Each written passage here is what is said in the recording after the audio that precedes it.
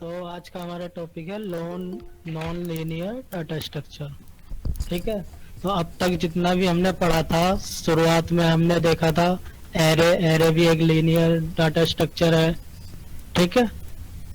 और उसके बाद लिंक लिस्ट था, स्टैक था, और ये क्यू था तुम्हारा। ये सब क्या है? लीनियर है। लीनियर का मतलब क्या होता है? इसमें एक नोड जो है अगली एक ही नोड से जुड़ा होता है और पीछे भी एक ही नोड से जुड़ा होता है। ठीक है। जैसे अगर हम लिंक लिस्ट का एग्जांपल देखें तो एक स्टार्ट पॉइंटर होता है या हेड पॉइंटर कहते हैं जो पहले नोड को पॉइंट करता है। ठीक है, ये सब तो पता होगा। इसके बाद उस नोड के अंदर दो पार्ट होते हैं, एक एक्चुअल डाटा और एक लिंक जो नेक्स्ट को पॉइंट करता है। तो उसके बाद जो नेक्स्ट पे हम आ जाते हैं वो भी ऐसे ही किसी नेक्स्ट को पॉइंट करेगा। ऐसे करके एक लीनियर पाथ बन जाता है हमारा, उसी को हम लिंक लिस्ट बोलते हैं। ठीक है। तो इसमें अगर हम डब्ल्यू लिंक लिस्ट की बात करें तो पीछे की तरफ भी एक पॉइंटर जोड़ देंगे हम, लेकिन हमारा रहेगा लीनियर ही, क्योंकि वो पीछे की तरफ भी एक ही नोड से जुड़ा है और आगे की तरफ भी एक ही नोड से। ठीक है। तो ये तो हमारा सब लिंक लिस्ट। ऐसे अगर हम किसी दूसरे टॉपिक पे आए, स्टैक, तो स्टैक को हम एरे से या फिर लिंक लिस्ट से हम इंप्लीमेंट कर सकते हैं। ठीक है। इसमें हम क्या करते हैं, कोई डाटा स्टैक के अंदर डालेंगे, फिर उसको पॉप से निकालते हैं, पुश से डालते हैं। ठीक है। तो इसमें क्या होता है, लास्ट इन फर्स्ट आउट। जो लास्ट में जाएगा वो फर्स्ट आएगा, और क्यू की बात करें तो फर्स्ट इन फर्स्ट आउट, जो फर्स्ट जाएगा वो फर्स्ट आएगा। लेकिन ये सब क्या है, एक लीनियर डाटा स्ट्रक्चर है। ठीक है। तो ट्री में हम देखें तो ट्री में क्या होता है, एक नोड होता है रूट हमारा। ठीक है। रूट के बाद अगर नॉर्मल ट्री है तो उसके कितने भी चाइल्ड हो सकते हैं, फिर उनके कितने भी चाइल्ड हो सकते हैं, ऐसे कई सारे चाइल्ड हो सकते हैं। ठीक है। और बाइनरी ट्री की बात करें तो एक नोड के दो चाइल्ड होंगे, या एक होगा या जीरो चाइल्ड होंगे, यानी कि एट मोस्ट 2 चाइल्ड हो सकते हैं। ठीक है। अब आ जाते हैं हम ग्राफ पे। तो ग्राफ और ट्री लगभग एक जैसे हैं, बट डिफरेंस क्या है कि जो हमारी ट्री होती है उसके अंदर हम लूप नहीं फाइंड कर सकते। लूप का मतलब अगर हम किसी एक नोड से चलें और वापस घूम के उसी नोड पे आ जाएं तो उसको हम कहते हैं एक सर्कल या एक लूप। ठीक है। लेकिन ट्री के अंदर ऐसा कोई भी लूप नहीं होता है हमारा। तो ये ग्राफ की डेफिनेशन है, a graph is a non linear data structure consisting of vertices, या इन्हें नोड बोलते हैं, and edges. A graph consists of a finite set of vertices and set of edge which connect a pair of node। ठीक है। तो यहाँ इन्होंने definition दी है कि ये नोड्स का या फिर कह सकते हैं हम वर्टिसेस का एक सेट होता है जिसमें एक एज जो होती है किसी एक पेयर को, नोड्स के पेयर को कनेक्ट करती है। ठीक है। तो यहाँ हमारी एक एज ये हो गई 1 से 2, ये 1 2 3, ये सब क्या है हमारे वर्टिसेस या बोल सकते हैं नोड। ठीक है। तो 0 से 4 एक ये हमारी एज हो गई, ये सारी क्या है, कनेक्टेड एज है। ठीक है। तो इसे हम बोलेंगे ग्राफ। अब इसमें हम किसी भी पाथ से, अगर हम इस पाथ को लें 0 1 3 4 0, तो हम वापस लौट के 0 पे आ सकते हैं। ठीक है। तो इसमें क्या है, ये सर्कल मिल रहा है हमें। या इस पाथ को देखें हम 4 1 2 3 4, यानी किसी भी पाथ से जाके हम वापस आ सकते हैं। तो ये होती है ग्राफ की प्रॉपर्टी। ठीक है। ग्राफ को डिनोट हम कैपिटल जी से करते हैं। एक graph G is set of E and V. E किसके लिए है, यहाँ एजेस के लिए, और वी है वर्टिसेस के लिए। ठीक है। तो इसे हम एक टपल के रूप में दिखाते हैं अगर हमें मैथमेटिकली प्रेजेंट करना है इसे। तो G is equal to V comma E. V क्या होगा, तुम्हारा सेट जितने भी हमारी वर्टिसेस हैं 0 1 2 3 4, और ई होगा कितनी हमारे पास एजेस हैं, एक 0 से 1 है इस ग्राफ के अंदर। ठीक है, दिख रही है ये, और एक 1 से 2, 2 से 3, एक 2 से 3 ये भी है, नहीं ये तो इसका है वर्टिसेस का, ठीक है। If a direction in is given on the edges, then the graph is called directed graph, otherwise undirected graph। तो इसमें हम देख पा रहे हैं कि इस तरीके से यहाँ कोई एरो बना हुआ नहीं है, जैसे ये एरो होता है इस टाइप का जो हमें बताता है इसकी डायरेक्शन, ठीक है। तो इसका मतलब है हम 0 से 1 की तरफ भी मूव कर सकते हैं और 1 से 0 की तरफ, क्योंकि इसमें कोई डायरेक्शन नहीं है, इसलिए इसे बोलेंगे अनडायरेक्ट। और एक ग्राफ होता है जिसमें हमें डायरेक्शन दी होती है, जैसे ये, ठीक है। तो यहाँ ए बी सी डी ये सारी क्या है, वर्टिसेस। और यहाँ हमारी एजेस जो है वो बहुत कम है। एक एजेस है हमारी ए बी, एक बी से सी, एक सी से ई, एक ई से डी और एक बी से डी। इस ग्राफ में, अनडायरेक्ट ग्राफ में क्या होता है, हम किसी भी पास से जाके हम सर्किल में वापस आ सकते हैं, लेकिन इस ग्राफ में ऐसा नहीं होगा। इसमें कोई पर्टिकुलर एक या दो पाथ ऐसे होंगे जिन्हें हम फॉलो करके वापस आ सकते हैं, ठीक है। जैसे यहाँ से चले हम B C E D B, ठीक है।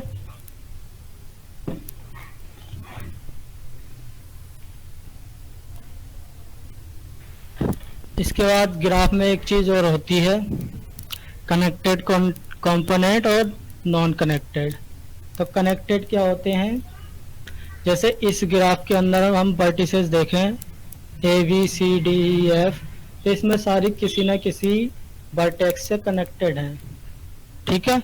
तो ये सारे इसके जितने भी कंपोनेंट हैं वो कनेक्टेड कंपोनेंट कहलाएंगे, ठीक है। और कोई हमारे पास ऐसा ग्राफ है जिसमें कोई एक वर्टिसेस यहाँ पे हम बना दें जी, और वो किसी से कनेक्टेड नहीं है, तो बाकी जो कनेक्टेड है उन्हें बोलेंगे हम कनेक्टेड कंपोनेंट, और जो कनेक्टेड नहीं है उसे बोलेंगे हम नॉन कनेक्टेड, ठीक है।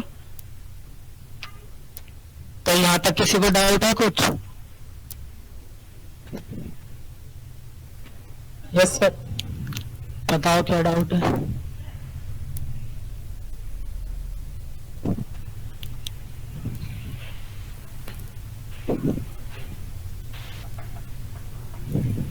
हेलो,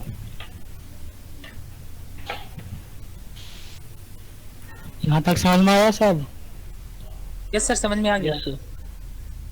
ठीक है, आगे बढ़े। Yes sir. Yes sir. इस ग्राफ में अगर हम 0 से 3 को मिला दें, ठीक है, तो ये ग्राफ जो है फुल्ली कनेक्टेड बन जाएगा। फुल्ली कनेक्टेड का मतलब सारी नोड जो है एक दूसरे से कनेक्टेड हो, ठीक है। तो इसमें एक एज यहाँ पे मिसिंग है हमारी 0 से 3, तो इसलिए हम इसे फुल्ली कनेक्टेड नहीं बोल सकते। ऐसे इसमें भी कई सारी नोड एजेस बन सकती हैं, ठीक है। तो एक ग्राफ का टाइप ये भी होता है, फुल्ली कनेक्टेड और नॉन फुल्ली कनेक्टेड, ठीक है। तो अगर फुल्ली कनेक्टेड ग्राफ मांगा जाए तुमसे तो सारी तुम कनेक्ट कर दोगे एजेस। इसके बाद ग्राफ के एप्लीकेशन दे रखे हैं। Graph are used to solve many real life problems, graph are used to represent network, graph are also used in social network, ठीक है। तो ग्राफ का यूज, जैसे तुमने गूगल मैप चलाया है, काफी लोगों ने गूगल मैप चलाया होगा। इस सिटी से इस सिटी तक जाना है हमें, तो बीच में कई सारी सिटी पड़ती हैं, ठीक है। तो कभी कभी वो कई सारे रूट हमें दिखाता है कि इस रूट से इतने किलोमीटर पड़ेगा, इस रूट से इतना, इधर से होके जाएंगे तो इतना पड़ेगा, ठीक है। तो वो क्या है, सारा मैप जो है वो एक ग्राफ ही है। सारी कंट्री, सारी स्टेट, सारी सिटी, सारी ये सब क्या है, कनेक्टेड है किसके थ्रू, रोड्स के थ्रू, ठीक है। तो यहाँ सिटीज वगैरह ये क्या हो जाएंगी, तुम्हारी वर्टिसेस हो जाएंगी, और ये रोड जो हो जाएंगे तुम्हारे, ये एजेस हो जाएंगी तुम्हारी, ठीक है।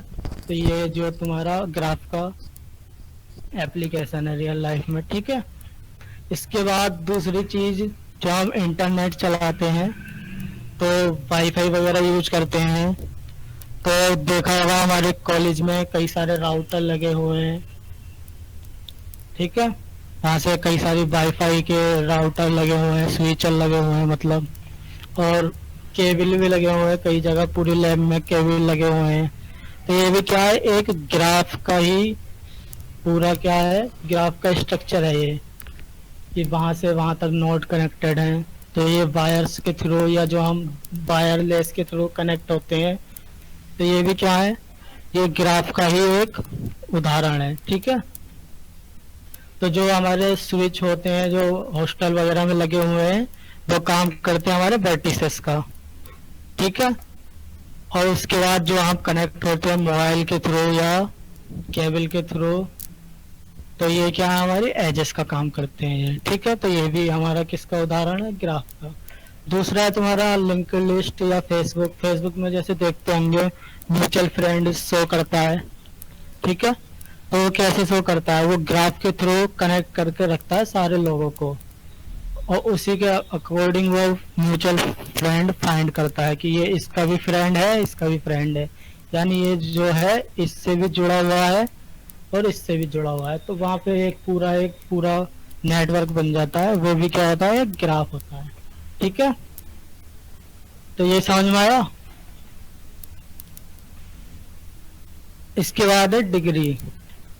Degree of a vertex is the number of edges attached to it.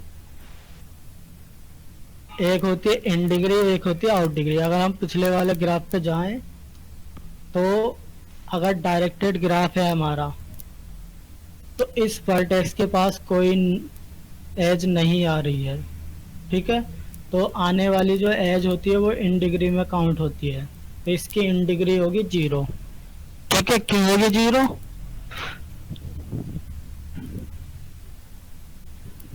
क्योंकि कोई भी वर्टेक्स इसकी तरफ, कोई भी एज इसकी तरफ नहीं आ रही है। अब बात करें हम बी की तरफ, तो बी की तरफ हमारी एक ये आ रही है और एक ये आ रही है। नोट की बी नोट की इन डिग्री होगी हमारी 2, ठीक है।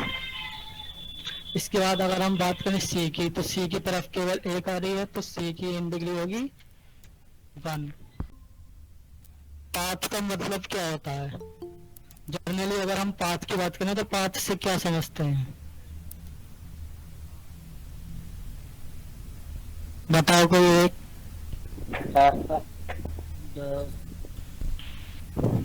हिंदी में पूछ रहा मैं, पाथ की डेफिनेशन बताओ, पाथ से क्या समझते हैं? क्या? The way link we have to follow to reach another link or a way which connects to particle nodes.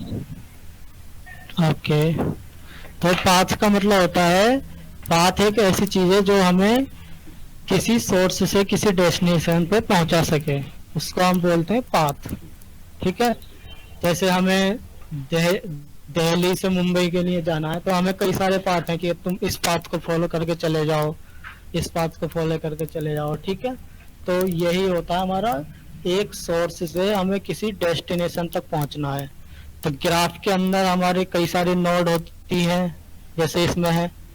तो हमें अगर ए से एफ पर पहुंचना है, तो हम कितने पाथ को फॉलो करके जा सकते हैं, ठीक है। तो पाथ की डेफिनेशन यही है हमारी, it is the sequence of vertices which are encountered in the movement from source to destination. Path A से ई की तरफ। अब ए से ई के लिए कितने पाथ है हमारे, क्योंकि ये डायरेक्टेड ग्राफ है तो हमें एरो को देख के चलना पड़ेगा, ठीक है। ए से बी तक जा सकते हैं हम, बी से डी की तरफ जाएंगे नहीं जा सकते, क्योंकि यहाँ इस डायरेक्शन में कोई एज नहीं है, ठीक है।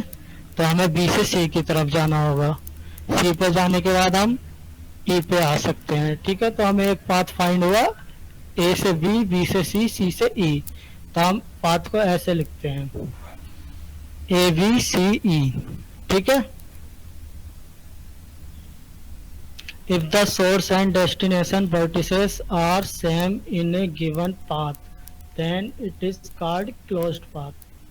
इसका मतलब जैसे हम पाथ ए से ए की तरफ आना है हमें, तो ये तो मैं पहले ही बता चुका हूँ तुम्हें कि अगर हम किसी पाथ को फॉलो करते हुए वापस उसी पर आ जाएं तो उसको बोलते हैं हम क्लोज्ड पाथ या साइकिल। एक हमें साइकिल मिल गई, ठीक है। तो इसमें किस पाथ को फॉलो करके आ सकते हैं हम? ए से बी, बी से सी, सी से ई से डी, अब डी से वापस ए, ठीक है। तो हम इस पाथ को दिखा देंगे ऐसे। तो यहाँ लास्ट में और शुरू में हमारा सेम वर्टेक्स होगा, ये साइकिल की पहचान है, ठीक है। अगर तुम्हें कहीं पाथ लिखा हुआ देख रहा है ऐसे ए B C E D A, तो ये क्या एक साइकिल है या बोल सकते हैं क्लोज्ड पाथ है, ठीक है।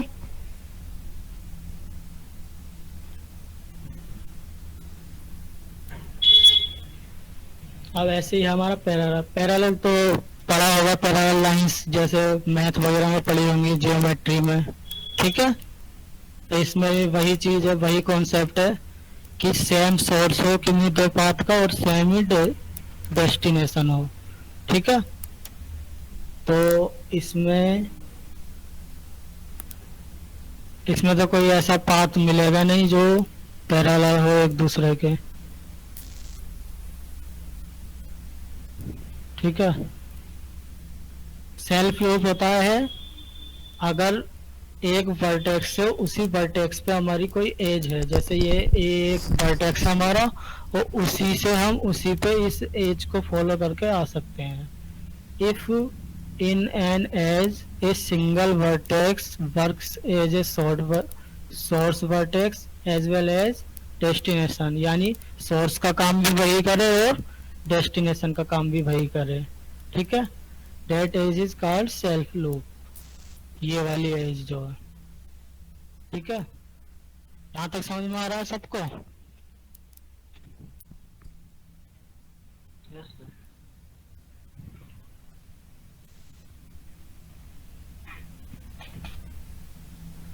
अब है हमारा मल्टीग्राफ नेक्स्ट टॉपिक, ठीक है।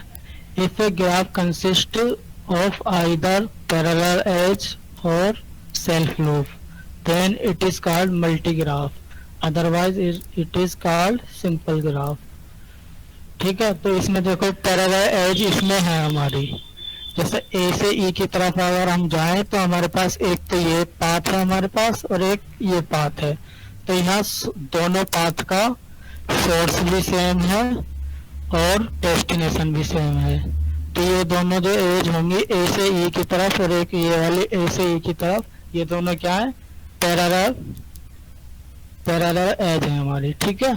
तो ऐसा ग्राफ जिसमें या तो एक सेल्फ लूप हो या फिर एक पैरेलल पाथ हो, उसे बोलते हैं मल्टी ग्राफ, ठीक है।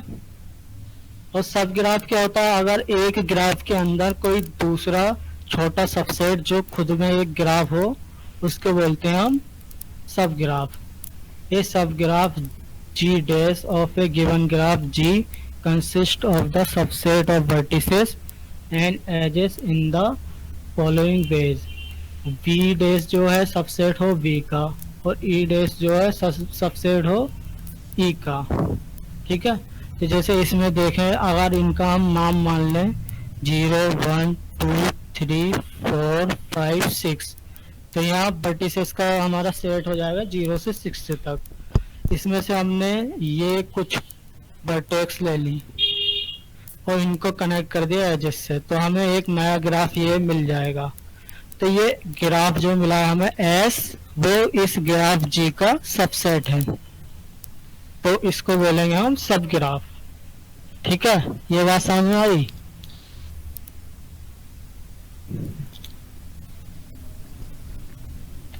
Hello, Yes, sir. बस क्या आप लोगों को मजा नहीं आ रहा है क्या? उसका जो मल्टी ग्राफ और सब ग्राफ का इसका तो मतलब एग्जाम्पल ग्राफ नहीं है। मल्टीग्राफ का तो ये रहा एग्जांपल, जिसमें एक पैरेलल एज हो या फिर सेल्फ लूप हो, एक्चुअली सर ठीक वो है। ग्राफ दिख नहीं रही है, फिर उस पर स्लाइड पर क्लिक करिए, फिर वो आएगा सर, एनिमेशन लगा। अब दिख रही है? No sir.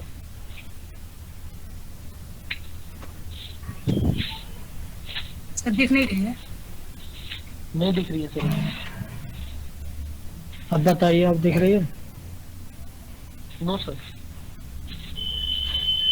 दिखनी तो चाहिए, मुझे तो दिख रही है। चलो, अगर बाद में तुम्हें पूरी स्लाइड दे दी जाएगी, ठीक है, उसमें देख लेना। Okay sir. अभी समझ लो जो मैं बता रहा हूँ, ठीक है। जो हमारा मल्टी ग्राफ होता है उसमें पैरेलल एज होगी। पैरेलल एज का मतलब जिस किन्हीं दो एज का सोर्स भी सेम हो और वर्टेक्स भी सेम हो, ठीक है, तो वो होता है हमारा पैरेलल एज। और ऐसा कोई भी ग्राफ जिसमें पैरेलल एज हो या फिर सेल्फ लूप हो, वो होता है मल्टी ग्राफ। इसके बाद सब ग्राफ क्या होता है? सब ग्राफ तो ऐसे मान लो तुम्हारा एक सेट है, उस सेट में से तुम थोड़ा सा पार्ट लेके अलग निकाल के रख लो, और वो अपने आप में भी सेट की प्रॉपर्टी रखता है, तो तुम उसे क्या बोलोगे? सबसेट। ऐसे ही आ जाओ ग्राफ के ऊपर। एक ग्राफ है तुम्हारे पास कोई बड़ा सा, अब ग्राफ का कोई छोटा सा पार्ट तुम निकाल लो, और वो अपने आप में भी एक ग्राफ की प्रॉपर्टी रखता है, तो वो होगा तुम्हारा सब ग्राफ। ठीक है, समझ में आया ये? Yes sir. अब इसके बाद आता है हमारा, ये तो हमने देख लिया कि ग्राफ क्या होता है, कैसे कनेक्टेड रहता है, लेकिन हमें पढ़ना है आईटी के अंदर ग्राफ, यानी कंप्यूटर साइंस के अंदर ग्राफ।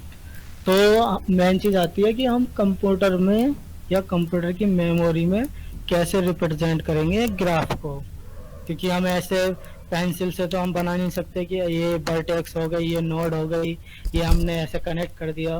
कंप्यूटर में तो ऐसे वर्क नहीं होता है, ठीक है। तो कैसे हम कनेक्ट करेंगे? क्योंकि अगर हम जैसे हम पेंसिल से बनाते हैं, एक वर्टेक्स बनाई, उसको ऐसे ऐसे करके नोड से कनेक्ट करा, तो ऐसे अगर हम कनेक्ट करने लगे अगर रियल कंप्यूटर के अंदर, तो एक छोटा सा ग्राफ जो है बहुत सारी मेमोरी ले जाएगा हमारी, क्योंकि उसमें बहुत सारी क्या होंगी?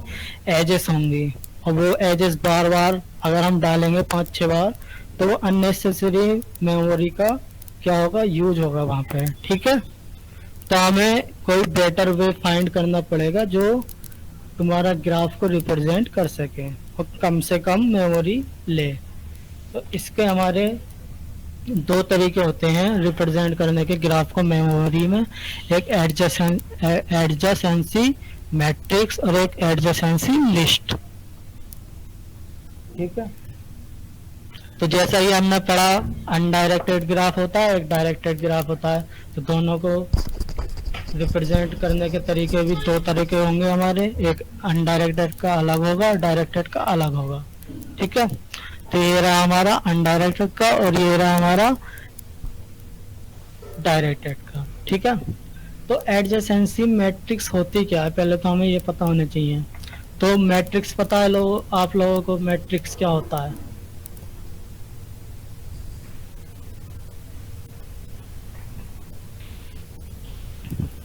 बताओ यार, मैट्रिक्स तो पढ़ा होगा।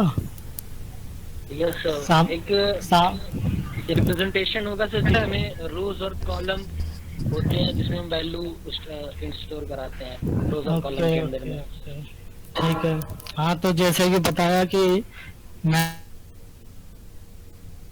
मैट्रिक्स क्या है, एक रिप्रेजेंटेशन होता है हमारा, जिसमें रोज होती हैं वो हमारी और कॉलम होती हैं। तो ग्राफ को अगर हमें रिप्रेजेंट करना है एडजेसेंसी मैट्रिक्स में, तो एडजेसेंसी मैट्रिक्स के अंदर क्या होता है? हमारे रोज में भी और कॉलम में भी हमारी वर्टेक्स होती हैं, ठीक है। तो ये हमारा सिंपल सा ग्राफ है 0 1 2 3, तो हम रोज में भी और कॉलम में भी 0 1 2 3 ये लिखेंगे, ठीक है। अब इसके अंदर मेन चीज आती है सर आपकी स्क्रीन, हाँ सर आपकी स्क्रीन मल्टीपल ग्राफ और सब ग्राफ पे रखी हुई है। ऐसा है क्या? हाँ सर, नेक्स्ट स्लाइड तो नहीं दिख रही है अभी। यस सर, नेक्स्ट स्लाइड भी नहीं दिख रही है, ग्राफ वगैरह भी नहीं दिख रहा। ओके, मैं दोबारा शेयर करता हूँ। तो यहाँ जैसे कि मैं बता रहा था, एक सिंपल सा हमारा ग्राफ है अनडायरेक्टेड ग्राफ की बात कर रहे हैं हम, और एडजेसेंसी मैट्रिक्स की बात कर रहे हैं, ठीक है। तो 0 1 2 3 एक सिंपल सा ग्राफ है हमारे पास। इसमें जो है ये अनडायरेक्टेड ग्राफ है क्योंकि कोई भी डायरेक्शन नहीं है, ठीक है। तो एडजेसेंसी मैट्रिक्स के अंदर हम क्या करते हैं, कॉलम्स में भी हम वर्टेक्स डालते हैं और रोज में भी वर्टेक्स डालते हैं। तो हमने वर्टेक्स डाल दिया 0 1 2 3, ठीक है। अब मैट्रिक्स के अंदर जब तक डाटा ना हो तब तक मैट्रिक्स क्या है, हमारी अधूरी है, ठीक है, कि किस रो के किस कॉलम में कौन सा डाटा आएगा। तो ये डिसाइड होता है हमारा 0 और 1 में, क्योंकि कंप्यूटर काम करता है हमारा 0 या 1 पे, ठीक है। तो 0 का मतलब होता है कि कोई चीज नहीं है, और 1 का मतलब होता है कोई चीज है, ट्रू या फॉल्स, ठीक है। तो एडजेसेंसी मैट्रिक्स के अंदर हम नोड्स को दिखाते हैं या वर्टेक्स को दिखाते हैं रोज और कॉलम में, और बचा क्या ग्राफ के अंदर अब एजेस बची, ठीक है। तो एजेस को कहाँ दिखाएंगे हम, मैट्रिक्स के डाटा के अंदर, और उससे दिखाएंगे हम 0 1 की फॉर्म में कि कोई एज हमारी है या नहीं है। तो अगर हम 0 से एज देखें जो 0 पे ख़त्म हो, यानी कि सेल्फ लूप, तो 0 पे कोई सेल्फ लूप है या नहीं है, नहीं है। तो जब 0 पे सेल्फ लूप नहीं है तो 0 के 0 कॉलम में हम 0 फिल कर देंगे, यानी नहीं है। अब 0 से 1 की तरफ एक हमारी एज है, ठीक है। तो हम 0 वाली रो के अंदर 1 वाले कॉलम के अंदर 1 फिल कर देंगे, ये दिख रहा है 1, यानी ये एज हमारी प्रेजेंट है। इसके बाद हम जाते हैं 0 से 2 की तरफ, तो 0 से 2 की तरफ कोई भी एज है नहीं है, डायरेक्ट कनेक्टेड, ठीक है। तो डायरेक्ट कनेक्टेड कोई भी एज नहीं है 0 से 2 की तरफ, तो हम यहाँ पे क्या फिल कर देंगे 0। अब 0 से 3 की तरफ आए तो एक एज है हमारी, तो यहाँ फिल कर देंगे हम 1, ठीक है। ऐसे अगर हम 1 से देखें तो यहाँ 1 से 0 वाली तो हो चुकी है, लेकिन इसे 1 से 0 वाली दोबारा लिखेंगे क्योंकि ये अनडायरेक्टेड ग्राफ है, ठीक है। यानी कि हम इसको ऐसे भी समझ सकते हैं कि 0 से 1 की तरफ एज है, या ऐसे भी कह सकते हैं कि 1 से 0 की तरफ एज है। तो यहाँ पे फिर से 1 आएगा हमारा, ठीक है। ऐसे 1 से 2 की तरफ 1, और 1 से 1 पे कोई भी हमारा सेल्फ लूप नहीं है, इसलिए 0, यानी पूरा डायगोनल हमारा 0 रहेगा क्योंकि कोई भी सेल्फ लूप नहीं है इसके अंदर, और बाकी चीज़ें हमारी फिल हो जाएंगी, ठीक है। तो ये समझ में आया एडजेसेंसी मैट्रिक्स कैसे फिल करेंगे, या कोई डाउट है इसमें? ठीक है, समझ में आया। तो इसके बाद देखते हैं डायरेक्टेड ग्राफ। तो कोई बता सकता है डायरेक्टेड ग्राफ में क्या चीज चेंज होगी अगर उसकी एडजेसेंसी मैट्रिक्स बनाए तो?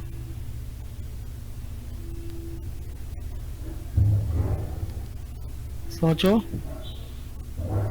फिर फ्लो एक ही साइड होगा, 1 से 0 होगा, 0 to 1 नहीं होगा। फिर किस साइड मतलब हाँ, एरो होगा, जिस साइड एरो होगा उसी हिसाब से हम 0 1 फिल करेंगे।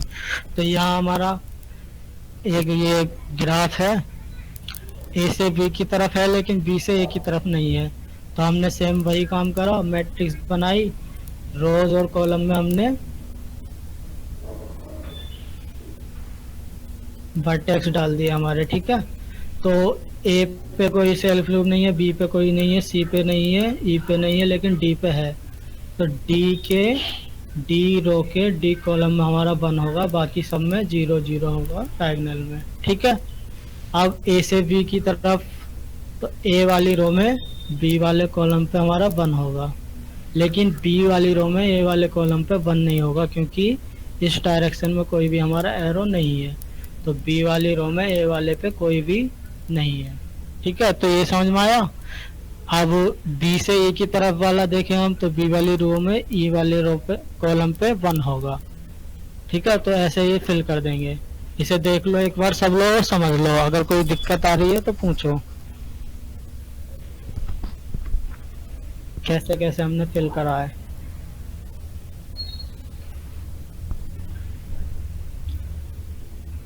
दिख तो रहा है ना सबको?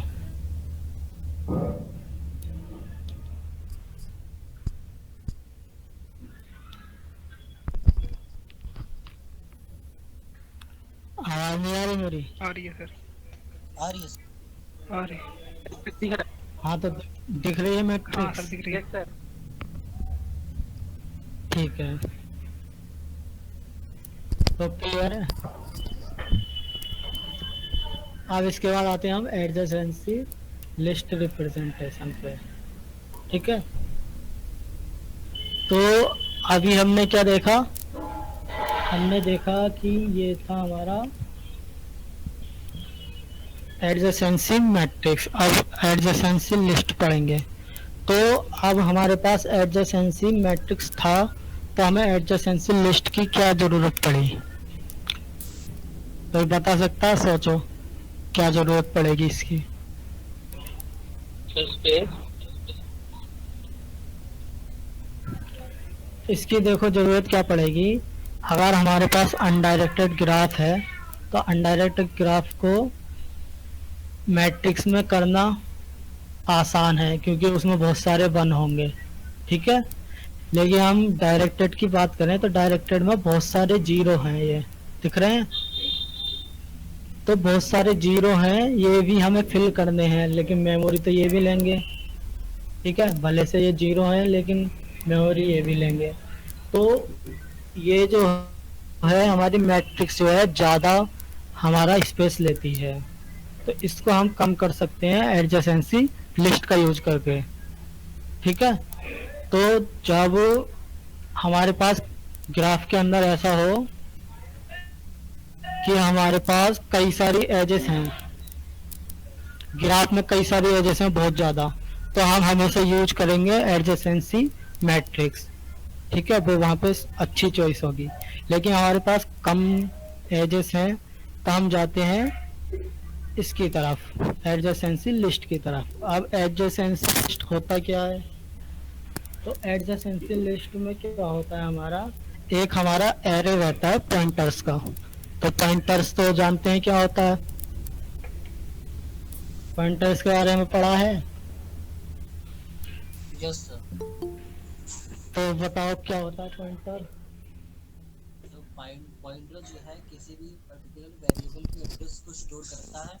जैसे कि हम क्या करते हैं, उस पर्टिकुलर वेरिएबल को अगर हमें यूज करना होगा तो हम वेरिएबल का नाम ना लेकर के हम उसके एड्रेस से भी उसको यूज कर सकते हैं। पॉइंटर का यूज इसमें किया जाएगा। चलो अच्छा है। तो इसमें क्या होता है, जैसे ये इसके नाम में लगा हुआ है लिस्ट, तो लिस्ट का मतलब क्या हुआ, लिंक लिस्ट। ठीक है, तो यहाँ जो है हम लिंक लिस्ट का यूज करेंगे सारे ग्राफ के कंपोनेंट को कनेक्ट करने के लिए। ठीक है, तो ये देखो एक लिंक लिस्ट ये है हमारी 1 2 3 4, एक है 0 3, एक 0 3 4, ये सारी क्या लिंक लिस्ट है। अब लिंक लिस्ट के लिए हमें क्या चाहिए होता है, एक स्टार्ट पॉइंटर चाहिए होता है, उसको ट्रेवर्स करने के लिए चाहिए होता है कि नहीं? तो हमारे पास वहां पे एक लिंक लिस्ट से डील करते थे हम, तो एक स्टार्ट पॉइंटर चाहिए था हमें। लेकिन हमारे पास यहाँ जो है कई सारी लिस्ट हैं, जैसे कि यहाँ दिख ही रही है हमारी। तो अगर हमारे पास 5 लिंक लिस्ट है तो हमें 5 पॉइंटर चाहिए, 5 स्टार्ट पॉइंटर। तो पांचों को एक जगह रखने के लिए हम एरे ऑफ पॉइंटर यूज करते हैं, जैसे कि इसमें है ये हमारा। ठीक है, तो इसलिए यहाँ हमने यूज करा है एरे ऑफ पॉइंटर, ये जो है हमारा। तो ये एरे के इंडेक्स है हमारे 0 1 2 3 4, यानी इसमें पहले हमारी लिस्ट है, दूसरी लिस्ट, तीसरी लिस्ट, चौथी लिस्ट। लेकिन ये लिस्ट क्रिएट कैसे करी हमने, तो जैसा इसमें नाम में लिखा है एडजेसेंसी, एडजेसेंसी का मतलब होता है पास वाला। तो इस ग्राफ के अंदर देखें हम, तो 0 से कौन कौन सी हमारी वर्टेक्स कनेक्टेड है। तो 0 से हमारी 1 कनेक्टेड है, 2 कनेक्टेड है, 3 कनेक्टेड है, 4 कनेक्टेड है। तो हम 0 से जितनी भी कनेक्टेड हैं वो 0 वाले इंडेक्स पे हम सारे एक दूसरे से कनेक्टेड करके एक लिस्ट बना देंगे। तो 0 से 1 भी कनेक्टेड है, 2 भी कनेक्टेड है, 3 भी, 4 भी, यानी 0 के एडजेसेंट क्या है, ये सब 0 1 2 3 4। ठीक है, ये समझ में आया? अगर हम 1 की बात करें तो 1 की 2 ही एजेस है हमारी, 1 से 0 कनेक्टेड है और 1 से 3 कनेक्टेड है, तो इसलिए 0 और 3। ऐसे हम 3 की बात करें तो 0 से 0, 1, 2 और 4, तो जी 3 वाला ये है हमारा 0, 1, 2, 4। ठीक है, ऐसे सारे हमारे कनेक्टेड हैं। और अगर हम डायरेक्टेड पे आ जाएं तो डायरेक्टेड पे भी सेम है बिल्कुल। 1 वाले से कौन कौन से कनेक्टेड है हमारे, 2 और 3, तो 2 और 3, और 1 से 4 कनेक्टेड है ये, तो 4। फिर 2 से केवल एक ही कनेक्टेड है हमारा 3, तो 2 वाले में 3, और 3 से भी एक ही कनेक्टेड है हमारा 2, तो 2 डाल दिया हमने। 4 वाले से केवल 4 ही कनेक्टेड है तो 4 डाल दिया हमने। और ये 5 वाले से 5 से 2 कनेक्टेड है तो हमने 2 डाल दिया। ठीक है, ये जो लास्ट में स्लैश लग रहा है ये इसका मतलब है नल पॉइंटर, यहाँ पे एंड है हमारे लिस्ट का। ऐसे यहाँ ये जो बन रहे हैं हमारे ये भी क्या नल पॉइंटर यानी एंड है यहाँ पे। तो एडजेसेंसी लिस्ट समझ में आया, बहुत आसान है लिस्ट बनाना तो। ठीक है, और यस मैट्रिक उससे भी ज्यादा आसान है। ठीक है, तो एक बार रिवाइज कर लेते हैं क्या क्या देखा हमने। ग्राफ देखा, ग्राफ क्या होता है हमारा, नॉन लीनियर डाटा स्ट्रक्चर होता है। ठीक है, इसमें हमारी वर्टिसेस रहती हैं और एजेस रहती हैं। ये दो तरह के होते हैं हमारे, डायरेक्टेड, इनडायरेक्टेड। डायरेक्टेड में क्या होता है, डायरेक्शन होती है, इनडायरेक्टेड में कोई डायरेक्शन नहीं होती। ठीक है, एप्लीकेशन देखी हमने, इन डिग्री देखी, आउट डिग्री देखी। पाथ देखा, पाथ क्या होता है, पैरेलल एजेस क्या होती हैं, सेल्फ लूप क्या होता है, मल्टी ग्राफ क्या होता है, सब ग्राफ क्या होता है। इसके बाद अनडायरेक्टेड ग्राफ और डायरेक्टेड ग्राफ को कैसे एडजेसेंसी मैट्रिक्स में रिप्रेजेंट करेंगे, और उसके बाद इनको कैसे हम लिस्ट में रिप्रेजेंट करेंगे। ठीक है, तो यहाँ तक समझ में आया सब, या यहाँ पे कोई डाउट है? Yes sir. ज्यादा लोग रेस्पॉन्स नहीं दे रहे, क्या बात, समझ में नहीं आ रहा है यस क्या? सर, आगे कहीं कहो जान जाओ तो क्या थोड़ी मेरी आवाज थोड़ी ऐसी हो रही है क्योंकि तबीयत खराब है ना कुछ दिन से, इस वजह से मैं कल परसों भी नहीं ले पाया सेशन। बोलिए। सर पैरेलल का एग्जांपल वो ग्राफ दिखा देते थे, समझ में नहीं आया। अच्छा, पैरेलल का ये अब तो स्लाइड दिख रही है यस सर। या नहीं दिख रही?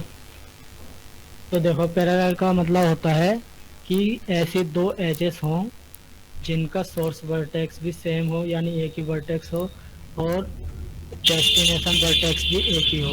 तो इसमें कौन सी ऐसी दिख रही है जिसमें सोर्स और डेस्टिनेशन सेम हो, बताओ। सर ए और ए ए से ई पे जाने के लिए हमारे पास दो पाथ हैं। ठीक है, तो ए से ई का एक पाथ है हमारा ये वाला, और एक पाथ है ये वाला। जैसे हम गूगल मैप पे अगर दो सिटी के नाम डालें कि हमें यहाँ से जाना है, दिल्ली जाना है, ठीक है, तो तुम करंट लोकेशन डालोगे अपनी और दिल्ली डालोगे डेस्टिनेशन में, तो तुम्हारी सोर्स और डेस्टिनेशन तो सेम ही रहेंगे, चेंज थोड़ी ना हो जाएंगे। तुमने करंट लोकेशन डाल रखा है वही रहेगा, जिस सिटी Yes, पे sir. तुम्हें जाना है वो डालोगे। ठीक है, लेकिन तुम्हें Yes, sir. पाथ कई सारे मिलेंगे। तो वो पाथ क्या होते हैं, वो पैरेलल पाथ होते हैं हमारे, या पैरेलल एज बोल सकते हैं उन्हें।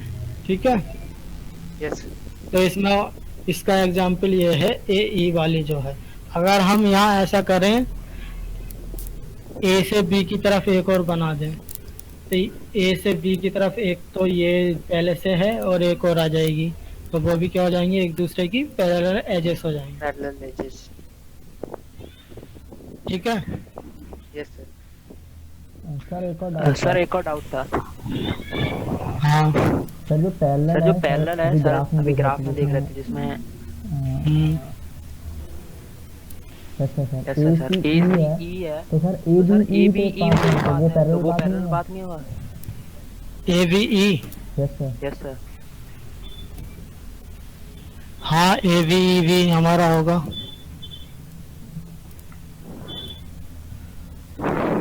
यहाँ से भी जा सकते हैं हम ए बी ई से, तो ये भी जो है ये पूरा पाथ भी ए ई के पैरेलल होगा।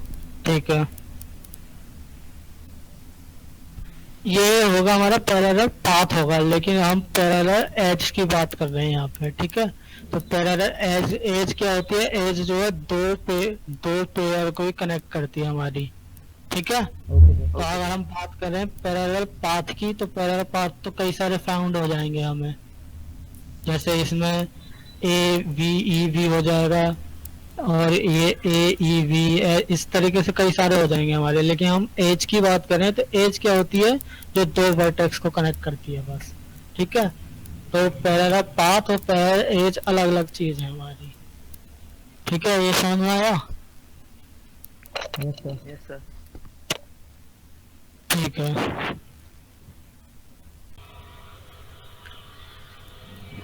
ठीक है। तो अब आता है हमारा ग्राफ ट्रेवर्सिंग। तो ट्रेवर्सिंग तो हमें करना ही पड़ेगा, सारे डाटा स्ट्रक्चर में कर चुके हैं हम, लिंक लिस्ट में करा, हमने स्टैक में करा, ठीक है, एरे में करा। तो ऐसे ही हमारा आता है ग्राफ में ट्रेवर्सिंग। तो ग्राफ में ट्रेवर्सिंग क्या होता है? भाई कोई चीज़ हमें सर्च करनी है, उसको प्रिंट करना है। ठीक है, तो ऐसे हमें ग्राफ के अंदर अगर हर नोड को ट्रेवर्स करना है, यानी हर नोड को हमें सर्च करना है, तो यहाँ एक ग्राफ में प्रॉब्लम होती है कि इसमें कई सारे नोड जो हैं आपस में कनेक्टेड रहती हैं। तो हो सकता है हम किसी पाथ से गए, जैसे 0 से हम चले और वापस इन्हें ट्रेवर्स कर ही जा रहे हैं, वापस कभी इस पाथ पर आ जा रहे हैं हम, कभी इस पाथ पर आ जा रहे हैं।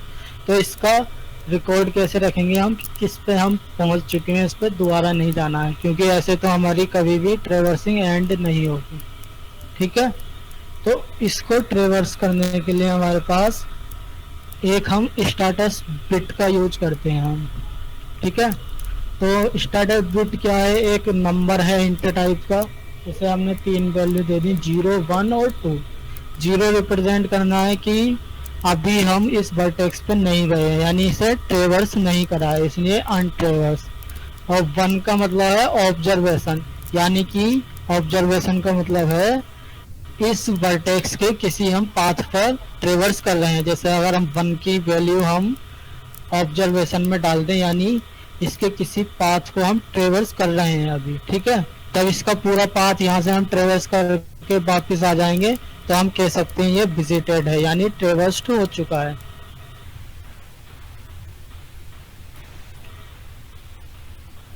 तो ये हो जाएगा हमारा 2 रिप्रेजेंट करेगा वर्टेक्स इज ट्रेवर्स। ठीक है, तो ग्राफ की ट्रेवर्सिंग की हमारे पास यहाँ 2 एल्गोरिथम है।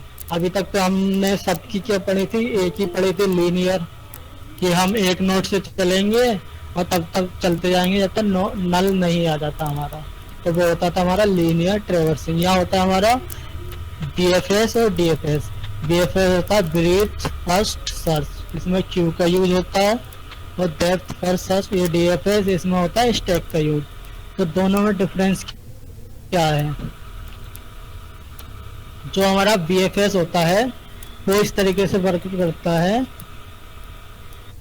जैसे ये ग्राफ है हमारा, तो ये इसके पास वाले जो होंगे पहले उनको ट्रेवर्स करेगा।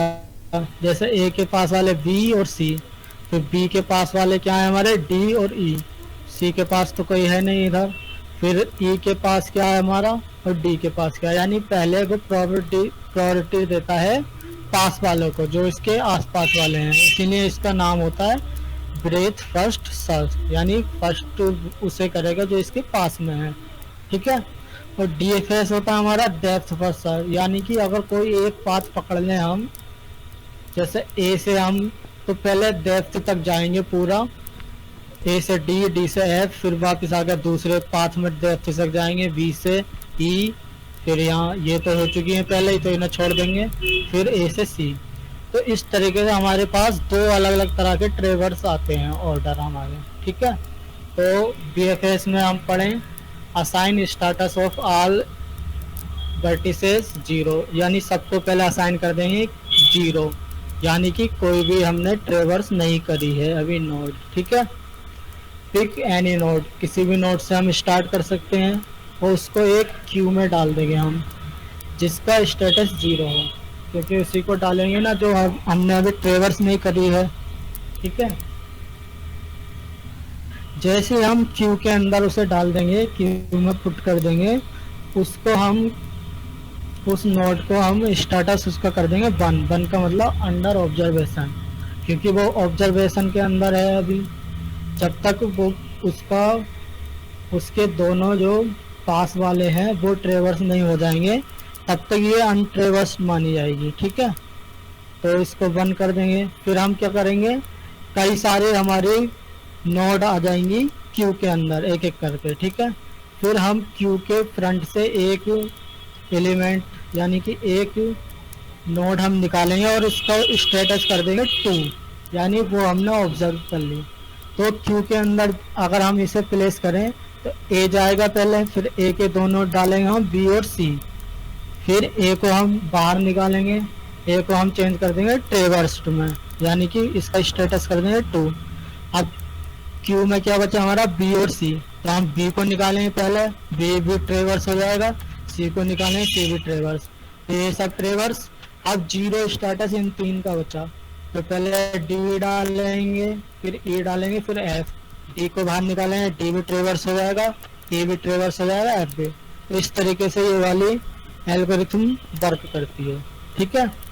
तो जिसका स्टेटस 0 नहीं है हमारा, उसका हम क्यू के अंदर दोबारा नहीं डालते हैं। तो यही सब है, ये तुम थ्योरी पढ़ के समझ सकते हो आसानी से, ठीक है। और ये रिपीट एबव स्टेप 2 to 5 यहाँ से आता है, ये सारे प्रोसेस जब तक करते रहेंगे जब तक हमारा क्यू पूरा इम्पटी नहीं हो जाता, ठीक है। तो ये समझ में आया BFS।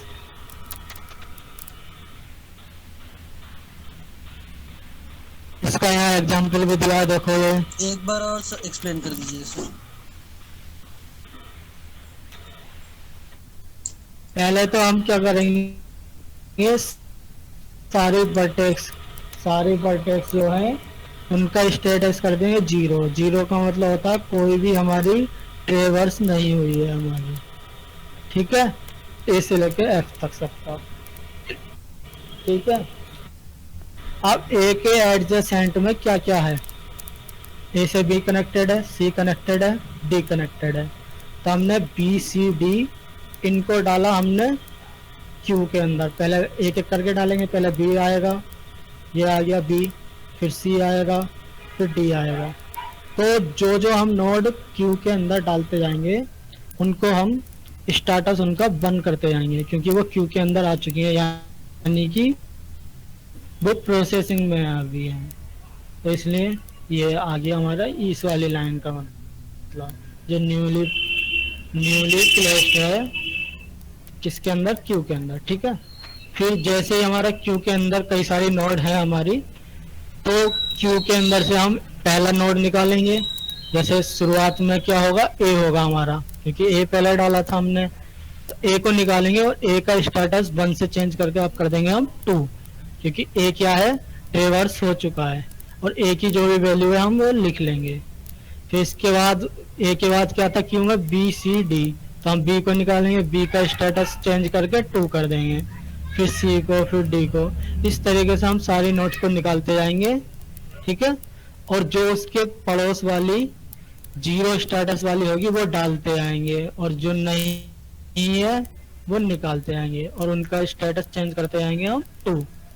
और ये बार बार हम प्रोसेस करते आएंगे कि 0 वाले स्टेटस को डालना, और जो क्यू में पहले से है उसे क्यू से निकाल कर उसका स्टेटस 2 करना। ये सब प्रोसेस तब तक करेंगे जब तक हमारा पूरा क्यू इम्पटी नहीं हो जाता। और क्यू इम्पटी का मतलब, क्यू इम्पटी कब होगा, जब सारी नोड क्यू में से निकल जाएंगे और सबका स्टेटस ट्रेवर्स हो जाएगा। तो जब सारी नोड का स्टेटस ट्रेवर्स हो गया यानी हमने पूरा ग्राफ ट्रेवर्स कर लिया। ठीक है, ये समझ में आया? यस या और एक्सप्लेन करना पड़ेगा?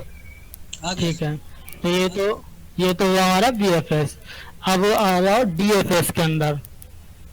तो this algo uses the stack instead of Q, the algo for the same is above. तो अब स्टैक का यूज कैसे करेंगे हम? ए लिया हमने, ए को स्टैक में डाला, फिर इसके एडजेसेंट वाले B, C और D ये डाला, फिर D के एडजेसेंट के यहाँ E और F, तो ये डाला हमने। तो स्टैक में क्या होता है, जो अभी डाला है वही पहले निकलेगा। तो पहले F निकलेगा हमारा, फिर D, फिर E, फिर B, फिर C, फिर A। तो इसमें भी सेम प्रोसेसिंग होगी। जब हम स्टैक में किसी चीज को पुट करेंगे तो उसका स्टेटस बंद कर देंगे यानी अंडर प्रोसेसिंग। ठीक है, और जैसे वो स्टैक से बाहर निकलेगा वो टेररिस्ट बन जाएगा। ठीक है, तो इस अगर क्यू से हम निकालते हैं तो हमें एडजेसेंट वाले पहले मिलते हैं, और अगर हम स्टैक से निकालते हैं वही प्रोसेसिंग करके तो हमें जो सबसे डेप्थ में होगा, सबसे लास्ट वाला, वो पहले मिलेगा, क्योंकि इसका मतलब ही क्या होता है, लास्ट इन फर्स्ट आउट। तो इस वजह से इससे हमें ट्रेवर्स अलग मिलेगा। ठीक है, दोनों की प्रोसेसिंग सेम है, बस इसमें क्यू यूज करेंगे और इसमें हम स्टैक यूज करेंगे। ठीक है, समझ में आया? बस थोड़ा दोनों का रिजल्ट अलग आएगा, बाकी प्रोसेसिंग सेम है दोनों की। ये हमारा क्यू है, इस क्यू में हम डालते आएंगे, निकालते आएंगे। इसके बाद अगला टॉपिक आता है हमारा स्पैनिंग ट्री। तो यहाँ क्या है, हमारा ट्री है। तो स्पैनिंग ट्री का मतलब होता है किसी ग्राफ से हमें एक ऐसी ट्री बनानी है जिसमें कोई भी क्लोज पाथ ना हो। तो जैसे हमारे पास एक ग्राफ है ये ABC, ठीक है, तो इससे हम 3 ट्री बना सकते हैं। ट्री कैसे बना सकते हैं हम? अगर इसमें से साइकिल खत्म करनी है हमें तो किसी एक एज को हटाना पड़ेगा, या हम ए से बी वाले को हटा सकते हैं। तो ए से बी वाले को हटाएंगे तो ये ट्री मिल जाएगी हमें। ठीक है, तो इस ट्री को हम घुमा के सही ऑर्डर में लगा सकते हैं। अगर हम ये वाली एज हटाएं सी से बी वाली तो हम ये प्राप्त कर सकते हैं स्पैनिंग ट्री। अगर ये हटाएं तो ये, यानी कि n नोड अगर किसी ग्राफ में है, n एजेस हैं, तो एक एज कम करके हम स्पैनिंग ट्री बना सकते हैं n-1 एज से। उसी को क्या बोलते हैं हम? Spanning tree. ठीक है,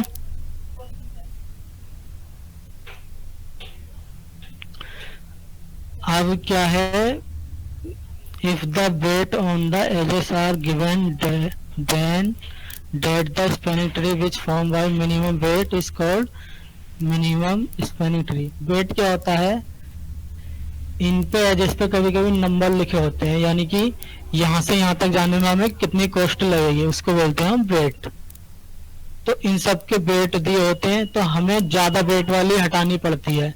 अगर इसका वेट 5 है, इसका 2 है, इसका 3 है, तो हम कौन सी वेट वाली हटाएंगे? 5 वाली, क्योंकि हमें यहाँ पे कम कॉस्ट लगेगी। तो इसलिए एक हमारी जो ट्री बनेगी ACB ये वाली, तो वो होगी हमारी मिनिमम स्पैनिंग ट्री, यानी मिनिमम कॉस्ट वाली स्पैनिंग ट्री होगी। ठीक है, तो इसके कई सारे एल्गोरिथम हमारे फाइंड करने के, जैसे ये है हमारा ग्राफ, इसमें हमने वेट दे रखे हैं सब पे कि हम 1 से 2 जाए तो 1 हमारी कॉस्ट लगेगी, इससे इस पे जाए तो इतना कॉस्ट। ठीक है, तो ये सब क्या है, एक ग्राफ है और ग्राफ के अंदर कॉस्ट दे रखी है। अब हमें इसके अंदर से मिनिमम स्पैनिंग ट्री निकालनी है कि हम कम कॉस्ट लगा के किसी पाथ पे पहुंच सकें। ठीक है, तो यहाँ 1 वाली चूज करेंगे हम। अब यहाँ से 9 वाली या 14 वाली, तो जाहिर सी बात है 9 वाली चूज करेंगे, कम वाली। अब 3 पे पहुंच चुके हैं हम, तो 3 से हम इधर तो वापस आ नहीं सकते क्योंकि लूप बन जाएगा, हमारा ट्री कैंसिल हो जाएगी। ट्री बनानी हमें, ट्री का मतलब लूप नहीं होना चाहिए। तो एक पाथ ये है हमारा, एक पाथ ये है, तो एक 11 वाला, एक 2 वाला। तो हम कम कॉस्ट वाले पे आएंगे, 2 वाले पे। तो हम 6 पे आ चुके हैं। 6 के बाद हम एक ही पाथ है हमारे पास, ये 9 वाला और कोई पाथ ही नहीं है, तो 9 वाला 5 पे आ चुके हैं। 5 के बाद भी हमारे पास एक ही पाथ है, 4 पे आ चुके हैं। अब 4 से हम कहीं नहीं जाएंगे, क्योंकि अगर कहीं बढ़ेंगे हम आगे तो क्या हो जाएगा, हमारी ट्री से वो ग्राफ में चेंज हो जाएगा। अगर हम इसको मिला दें तो ये ग्राफ में चेंज हो जाएगा। ठीक है, तो ये हमारी ट्री आ गई, ये देख रहे ट्री है क्योंकि इसके अंदर कोई भी लूप नहीं है। और इन सब की कॉस्ट अगर हम ऐड करें तो टोटल कॉस्ट आएगी 33। तो ये क्या मिनिमम कॉस्ट स्पैनिंग ट्री है। और जो ये हमें पाथ मिला है 1 से 4 नहीं 2 से 4 तक जाने के लिए ये मिनिमम पाथ है, इससे कम कॉस्ट में हम 2 से 4 पे नहीं पहुंच सकते। ठीक है, तो मिनिमम स्पैनिंग ट्री का यूज यही होता है कि मिनिमम पाथ हम फाइंड कर सकें किसी नोड से किसी दूसरे नोड पे जाने के लिए। ठीक है, अगर हमें 1 से पाथ फाइंड करना होता तो हम 1 से स्टार्ट करते, 2 से करना है तो 2 से स्टार्ट करा है हमने।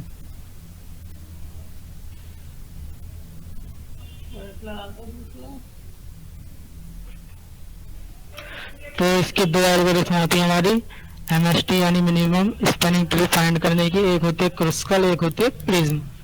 तो लगभग ये दोनों सेम ही है हमारी, क्रुस्कल और एक प्रिज्म। तो क्रुस्कल में क्या होता है, arrange all the edges of graph by increasing order of their weight. तो यहाँ हमारा एक ग्राफ दे रखा है ये, और जितनी भी एज है हमारी हमने सारी एज को लिख लिया बढ़ते हुए वेट पे इंक्रीजिंग ऑर्डर में। ए से बी की 1 है हमारी, फिर ई से डी की 2 है, ठीक है, फिर 3 वाली है बी से सी। तो इस तरीके से हमने सब यहाँ पे वेट वाइज इंक्रीजिंग ऑर्डर में रख दी। ठीक है, pick the edge having lowest weight and put in the formal of spanning tree. मतलब वही चीज है ये, अगर नॉर्मली भी हमें कोई स्पैनिंग ट्री फाइंड करनी है किसी ग्राफ से तो हम क्या करेंगे, हम देखेंगे कि कौन कौन सी एजेस हमारी मिनिमम वेट वाली है, उन्हीं को कंसीडर करना है हमें। यानी अगर ए से 1 ये 1 है ए से बी वाली, तो इसे पहले लेंगे, फिर देखेंगे हम कि इसके पास में कौन सी है जो मिनिमम वेट वाली हो, ये है 3 वाली तो ये लेंगे। तो वही एल्गोरिथम है ये क्रुस्कल की। ठीक है, तो इंक्रीजिंग ऑर्डर में इसीलिए लगाया हमने ताकि हम छोटी को पहले उठा सकें। तो हमने पहले एक सबसे लोएस्ट वेट वाली उठाई, ठीक है, उसको स्पैनिंग ट्री में रख दिया। स्पैनिंग ट्री मतलब अलग ड्रॉ कर लिया हमने यहाँ पे। ठीक है, उसके बाद दूसरी आएगी हमारी DE, तो DE को हम रख लेंगे। ठीक है, फिर तीसरे नंबर पे आएगी BC को भी रख लेंगे हम। फिर आएगी CD को भी रख लेंगे। अब AE को भी रख लेंगे। जैसे AC आएगी हमारी तो AC को हम नहीं रखेंगे, क्यों? क्योंकि AC को रखने से हमारा क्लोज पाथ बन जाएगा, ट्री नहीं रह पाएगी हमारी। ठीक है, तो वही चीज इन्होंने लिखा है, don't put those edge in the spanning tree which form close path. ठीक है, समझ में आ रहा है? और यही 2 प्रोसेस हमें करने हैं कि छोटी वाली उठाओ और स्पैनिंग ट्री में लगाते जाओ। अगर क्या कहते हैं हमारा वो बनना है, एक सर्किल बनना है, क्लोज पाथ बनना है, तो उसे छोड़ो, नहीं तो उसमें लगाते जाओ और तुम्हारी स्पैनिंग ट्री फाइंड हो जाएगी। ठीक है, तो ये बिल्कुल सिंपल है, जैसे हम नॉर्मली काम करते हैं वही है क्रुस्कल ट्री। तो ये समझ में आया किसी के या कोई डाउट है यहाँ? आ गया सर। आ गया? अगर कोई डाउट हो तो तुम पूछ सकते हो, कभी सोचो मैं बस बोले जा रहा हूँ।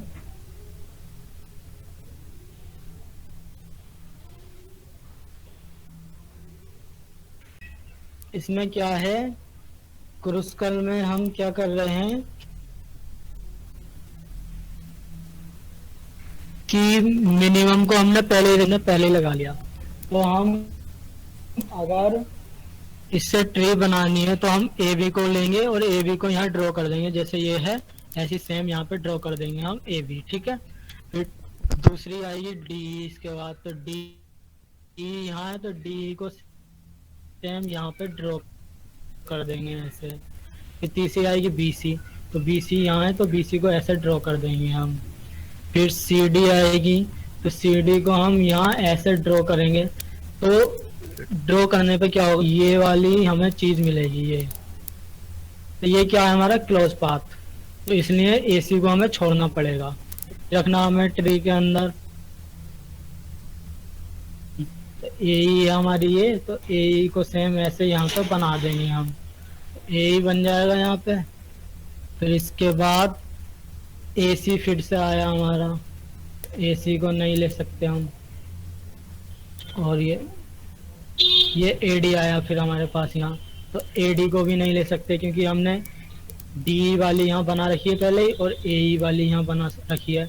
जैसे AD को मिलाएंगे हम तो वो क्लोज पाथ बन जाएगा, तो वो भी ट्री नहीं रहेगा। तो यहाँ हम AC को भी छोड़ेंगे और AD को भी छोड़ेंगे, तब हमारी ट्री बनेगी। ठीक है, आया समझ में? अब नहीं सर इम्प्लीमेंट कैसे होगा ये एल्गोरिथम है ना सर, इम्प्लीमेंट कैसे होगा ये बताइए। ये क्रुस्कल एल्गोरिथम ये इम्प्लीमेंट होता है तुम्हारा क्यू के थ्रू इम्प्लीमेंट होगा तुम्हारा ये। ठीक है, ठीक है, प्रिज्म भी देख लेते हैं। प्रिज्म में क्या करते हैं हम, randomly pick any node from the graph and put into spanning tree as an starting vertex. तो इसमें सिंपल हम कोई भी उठा के हम रैंडमली रख सकते हैं। तो रैंडमली रखने से क्या होता है, जो हमारी क्रुस्कल से बनती है हमेशा वो मिनिमम स्पैनिंग ट्री बनेगी, और जो हम प्रिज्म से बनाएंगे वहाँ पे कई सारी हमें फाइंड हो जाएंगी, कई सारी मिनिमम स्पैनिंग ट्री फाइंड हो जाएंगी, और उसको बोलते हैं हम स्पैनिंग ट्री फॉरेस्ट। यानी कई अगर एक बार हमने इस वाली नोड को लेके चले से E वाली को, तो अलग ट्री फॉर्म होगी, A से B वाली को लेके चले तो अलग फॉर्म होगी, जाहिर सी बात है जब रैंडमली उठा रहे हैं तो। ठीक है, और उसमें क्रुस्कल वाली में एक ही बनेगी हमारी। ठीक है, consider all the adjacent edges of the vertices present in the spanning tree and only pick the minimum weight edge from the graph। जैसे हमने A से B वाली अगर ले ली, रैंडमली पिक कर ली, तो A से B के एडजेसेंट में कितनी है हमारी, 5 है, 10 है, 7 है, 3 है। तो हम इनमें से कौन सी कंसीडर करेंगे, 5 वाली, 10 वाली या 7 वाली? जाहिर सी बात है हम 5 वाली कंसीडर करेंगे क्योंकि ये मिनिमम है। इसमें लिख रखा है कि जितने भी एडजेसेंट एज हैं उनमें मिनिमम वाली को पिक करेंगे। ठीक है, फिर don't add those which form close path. अब जैसे अगर ये 5 वाली ना होती, 7 वाली होती, तो 7 वाली क्या है, क्लोज पाथ बना देगी हमारी, तो इसको हम नहीं लेंगे, तो हमें ज्यादा वाली ही लेनी पड़ेगी ऐसे केस में। ठीक है, अगर पाथ बन रहा है हमारा क्लोज्ड। फिर यही स्टेप हमें बार बार रिपीट करने हैं। ठीक है, जब तक कि हमारी एक ट्री फाउंड नहीं हो जाती पूरी। ठीक है, द ST मतलब spanning tree which is obtain here is minimum spanning tree. तो इसमें जो है कई तरह की हमारी ट्री बन सकती है। अगर हम AB को लेके चलें तो अलग ट्री आएगी हमारी, AE को लेके चलें तो अलग ट्री आएगी। इसमें क्या करना है, हमें बस यही देखना है कि कौन सी एडजेसेंट वाली मिनिमम है उसी को रखना है। ठीक है, तो क्रुस्कल में क्या था हमारा कि मिनिमम वाली सारी रखते जाओ पहले से ही, हमें जो पता है, और जो क्लोज पाथ बना रही है उसे छोड़ दो। तो इसमें क्या है कि कोई भी रैंडमली चूज करो और उसके आसपास वाली से बनाते चले जाओ। ठीक है, तो दोनों में कोई डाउट?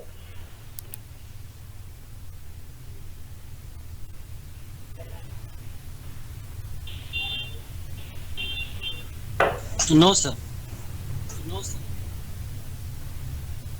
ठीक है, यहाँ तक समझ में आया सारा कुछ? Yes sir.